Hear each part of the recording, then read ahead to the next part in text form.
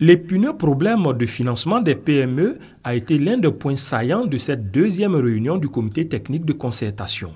À l'issue de ces échanges État-secteur privé, un nouveau dispositif va être mis en place afin d'y remédier. L'Association professionnelle des banques et établissements financiers de Côte d'Ivoire, en accord avec le ministère de l'économie et des finances, a élaboré une convention cadre concernant le financement de la convention publique afin de permettre aux banques, dans un cadre transparent, sécurisé, de financer de façon plus hardie tout ce qui concerne en fait les financements des marchés publics en Côte d'Ivoire, comme cela se fait dans les autres pays de la région. La fiscalité liée aux garanties prélevées sur le crédit bancaire a aussi été évoquée lors de cette rencontre.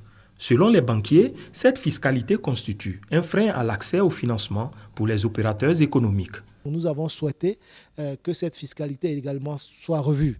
Donc l'État a proposé de traiter ce problème-là dans le cadre d'un comité technique, afin que des décisions appropriées soient prises pour, in fine, baisser le coût du crédit aux ménages et aux populations. Autres sujets abordés lors de ce comité technique de concertation, l'implémentation du guichet unique du commerce extérieur et la revalorisation des redevances domaniales du port autonome d'Abidjan. Au nom du gouvernement, la ministre chargée de l'économie et des finances qui présidait cette rencontre s'est engagée à arrêter un calendrier précis en vue de maintenir un dialogue permanent avec le secteur privé.